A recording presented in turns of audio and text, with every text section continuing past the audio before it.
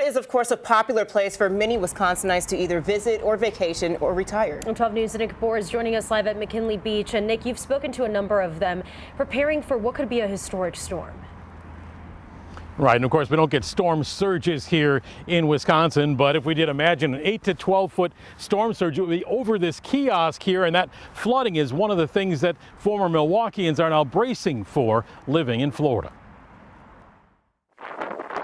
The winds are just starting to really pick up along the Florida Gulf Coast near Tampa. 24 hours from now, the landscape could be changed forever.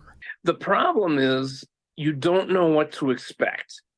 And that sort of thing leads to certain trepidation. Longtime Milwaukee journalist and PR guy Bill Zafros moved to Dunedin, just north of Tampa, 3 years ago. And as a Wisconsinite, I compare it with tornado warnings and things like that. You hunker down, hope for the best. He's about a mile from the Gulf, but on fairly high ground, so more concerned about the wind than the flooding, at least for the moment. With 120-mile-an-hour winds, you wonder, how's the roof going to handle this? You know, how are we going to get rain in the house? We're taking this very seriously, but maybe we're too dumb to not take it more seriously.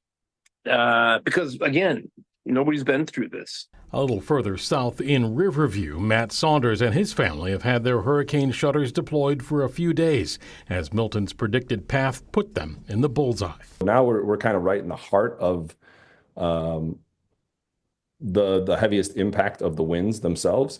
Like Bill, Matt felt they'd be safer at home rather than getting out into traffic with hundreds of thousands of evacuees. To get in that line right now and just sit there and just burn gas and not know how far you're going to get, a lot of those things weighed in our decision to ultimately still remain here. Matt didn't want to leave because on top of everything else, he has a cancer treatment in a few days. It's going to last throughout the night. It's going to be noisy. It's going to sound like things are getting ripped off your house or things are hitting your house. And it's going to be, I think, be pretty impossible to get some sleep. So, yeah, it will be a long night. Nick, I talked with Matt last night as well. He said the feeling of safety is the difference between a winter storm and a hurricane.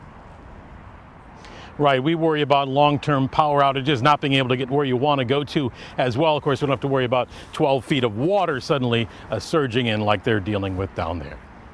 All right, Nick Bohr reporting live for us near Milwaukee's lakefront. And